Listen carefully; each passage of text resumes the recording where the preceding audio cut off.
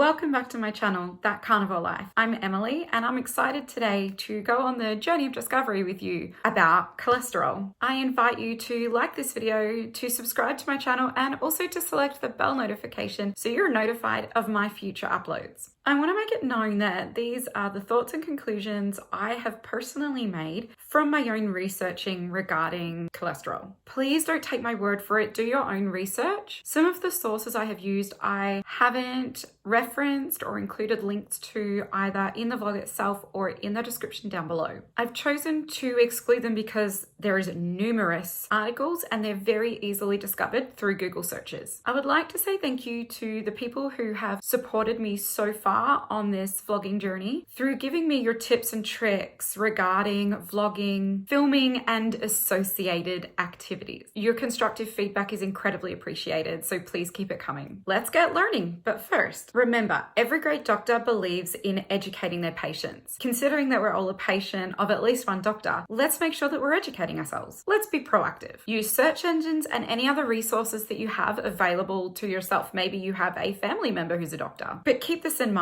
Read or listen to the entire article. Draw your own conclusions from that. Don't just rely on the conclusion that is given, which is often not in line with what was discovered during the article. Let's be sure we're using common sense when we're learning and reviewing information. Don't simply take someone's word on things or my word on things. Go and discover for yourself whether what is being shared, whether what I'm saying is true or not. If you're human and from Earth, like me, you'd be aware of these following statements. High cholesterol is bad for humans. To prevent high cholesterol, limit saturated fats that comes from animals. If you have high cholesterol, take daily cholesterol lowering medication to address it. High cholesterol leads to obesity, heart attacks, and stroke. High good cholesterol, HDL, lowers your risk of heart attacks and strokes. These statements have been made by almost every doctor for at least 50 years, and many well-meaning people who've heard these statements believed them and passed them along. These statements are directly linked to Dr. Ansel Keys' 7-country study. In my previous vlog, Fat, the Good, the Bad, and the Ugly, I go quite in depth into Dr. Ansel Keys' study. What I'll say here about it is that we identified that it was quite flawed. I also identified that his given conclusion has since been discovered as being quite misleading. He concluded fat and cholesterol leads to obesity, heart attacks, and strokes. The level considered normal for cholesterol has been reduced a number of times over the last many years. It began at 300 and then 250 and then 240 and then 200. This was as a result of further studies done by Big Pharma, which supposedly proved that our cholesterol level needed to be reduced from 300 down to 200. With every lowering of the recommended level for cholesterol, it guaranteed that more and more people would be prescribed cholesterol lowering medication. This, of course, increased the profit for those making and selling those medications.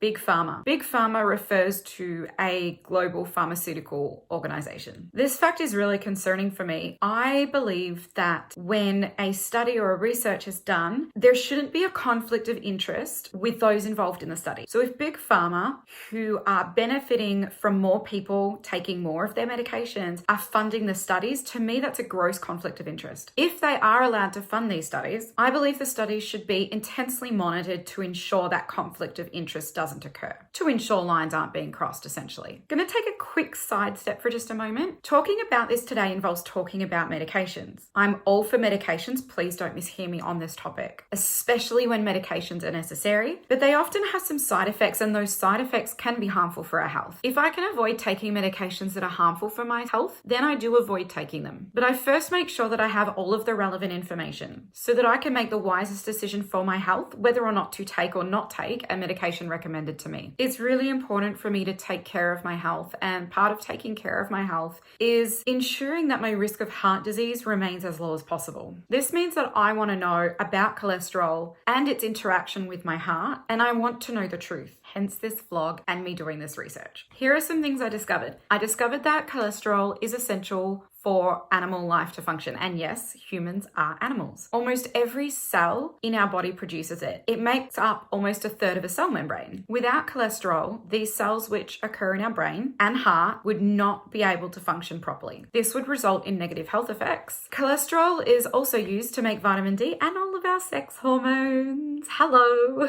And again, you're able to confirm all of this through doing your own search engine searches. The following information I'm going to share was sourced directly from healthline.com. I found them through doing Google searches. Our bodies make all the cholesterol that we need to function, and very little cholesterol is sourced from our diets, even from foods that contain saturated fats. When a human mentions cholesterol in relation to heart health, they're not actually talking about cholesterol. They're actually referring to lipoproteins. These are structures that carry cholesterol within our bloodstream. Lipoproteins are made up of fat on the inside and protein on the outside, and there are several kinds of lipoproteins. The two most relevant to heart health are LDL and HDL. LDL is often referred to as bad cholesterol. It's the one touted as causing obesity and heart disease, and HDL is often referred to as good cholesterol. LDL carries cholesterol throughout our body, so please remember that major organs such as our brain and heart require cholesterol. HDL takes excess cholesterol, so if we have too much cholesterol, HDL takes it to our liver, where it can be used or excreted out of our body. Knowing this function of HDL and LDL cholesterol makes me question something. What would happen if our LDL was high and HDL was low? What would happen if the LDL was lower than the HDL? What would happen if the LDL and the HDL are the same level? I wonder if we had an LDL of 350, so higher than the originally recommended 300, but our HDL was 400. Would we be safe because the HDL is higher than the LDL? It's an interesting thought. I would like to clarify that I do believe cholesterol has an impact on our heart and our heart's health, because like I mentioned earlier, I discovered that cholesterol is a big part of the makeup of many of our organs, brain and heart, just to mention a couple. Also, as a little side note, apparently most people who have a heart attack, their cholesterol level is lower than 200. 200 being what is considered a normal cholesterol level. What? So it's not even people with high cholesterol having heart attack. Yet high cholesterol is linked to the heart attacks, but these people have low cholesterol? I'm sorry. I'm confused. Also, just like the fat that we consume is not the same as the fat within our bodies, neither is the cholesterol we consume the same as the cholesterol with our bodies. Therefore, we can't treat them the same. Back to healthline.com discoveries. As we decrease our cholesterol intake, our bodies make more. As we increase our cholesterol intake, our bodies make less. If we're taking cholesterol lowering medication, our bodies can't make up the extra cholesterol that we actually need and get back to the optimal cholesterol level for our individual body, because they're being blocked from doing that through the medication that we're taking. This fact about the dietary consumption of cholesterol means that the foods that we consume that are noted as having high cholesterol have very little, if any, impact on the cholesterol level within our body. There are people who do see an increase in their cholesterol levels through their dietary consumption. It's noted that it's a minimal increase, and these people, the reason for this is due to or has been linked to genetic factors. Whilst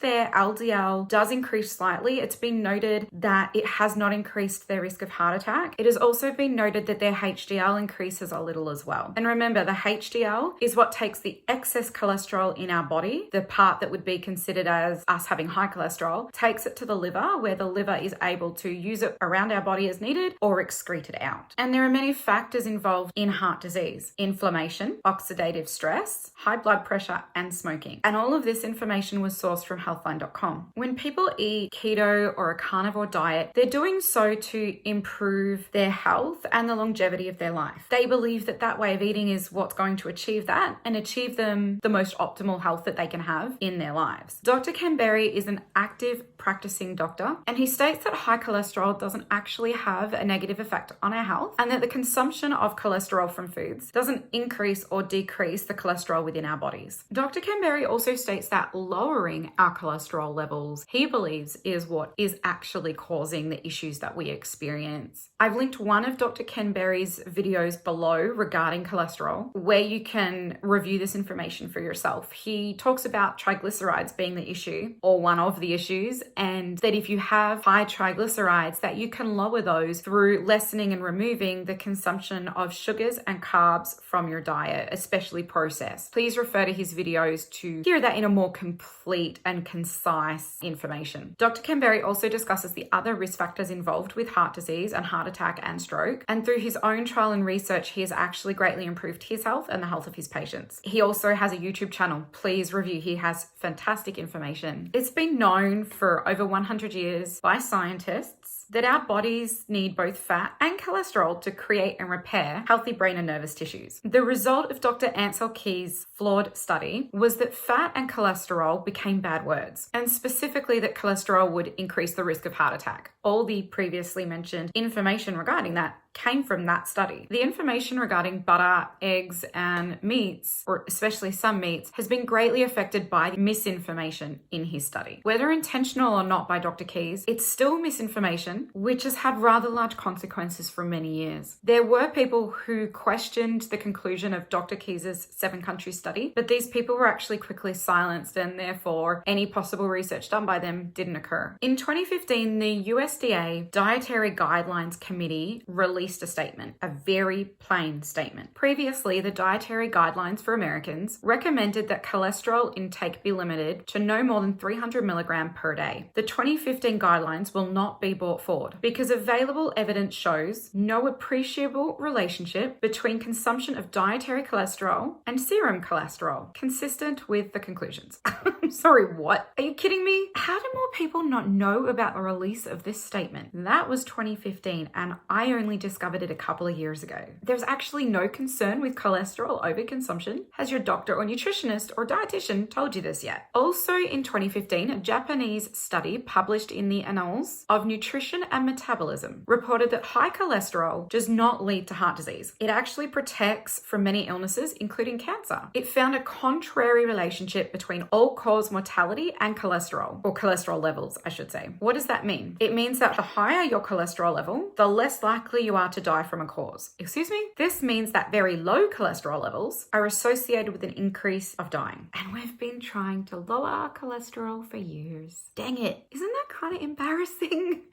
Through a Google search, I was able to confirm the Japanese study. I encourage you to do your own researching. There were many articles. I glanced over a couple and the information seemed to be consistent between them. But I want you to do the research for yourselves and I don't want to influence you. So I'm mentioning it here, letting you know where you can source that information and encouraging you to go find it. Recent studies have shown that elderly people with higher cholesterol levels have better memories and less dementia than elderly people with lower levels of cholesterol. Could doctors have been causing higher levels of dementia in elderly people by lowering their cholesterol levels with medicine? This is only going to be discovered through time and research. Our brains burn glucose as energy. Did you know that it can also burn selected fats too, and for energy as well? Some doctors are starting to believe that the dementia epidemic could be at least partially treated or prevented by increasing fat intake and perhaps by stopping elderly patients' cholesterol medication. These cholesterol medications are often referred to as statins. In 1961, Dr. Keys, specifically regarding his 7-country study, appeared on the cover of Time magazine regarding the negative effect of fat and cholesterol consumption on our health, particularly our heart health. But in 2014, butter appeared on the cover of Time magazine. The article was about how medical science had gotten it very wrong for many years regarding fat and cholesterol, and it having no effect whatsoever on the cholesterol levels in our body or heart disease.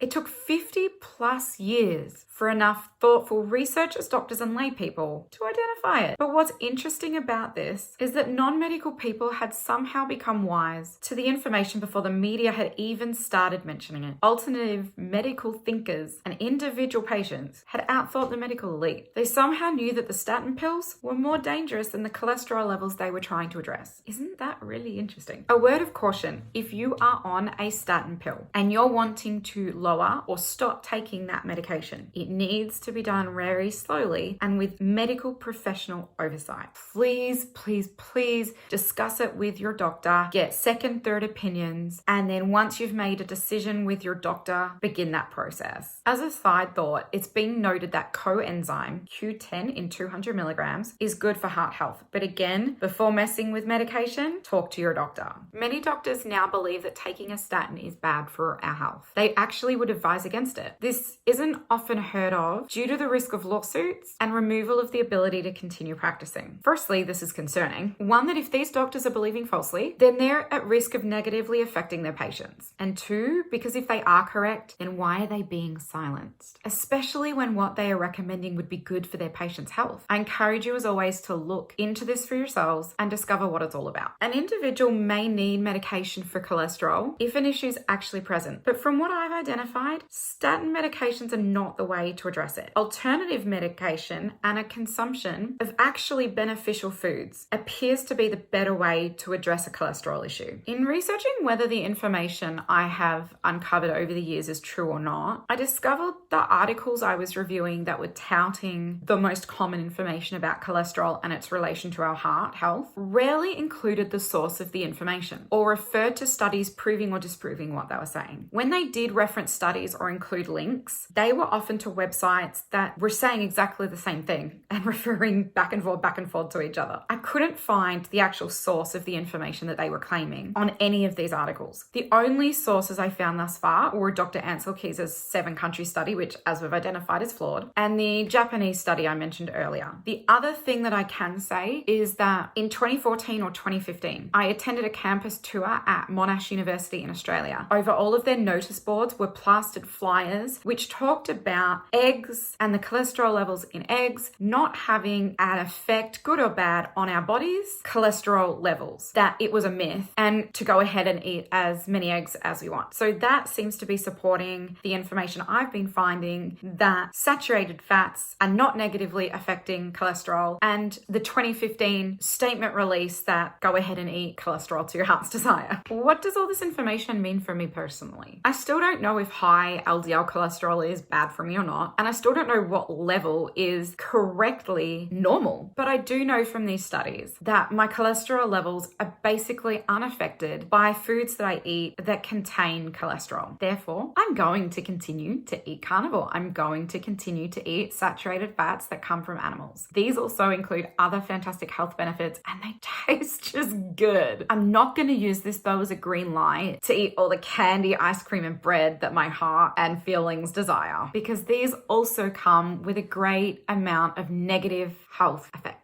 Here are a few resources, some of which I've referred to throughout this vlog. Some I haven't, but I would still recommend them. The following books: The Great Cholesterol Myth by Johnny Bowden and Stephanie Sinatra. The Cholesterol Myths: Exposing the Fallacy That Saturated Fat and Cholesterol Cause Heart Disease by Uf Ranskov. That's Ufferavnskov. And Dr. Ken Berry's book, The Lies My Doctor Told Me, on page 95. I'd also recommend YouTube Dr. Ken Berry's channel. I've included the link to one of his cholesterol vlogs down below. Thank you for joining me today in discussing cholesterol. I invite you to like this video, subscribe to my channel, and select the bell. Bell's so cute.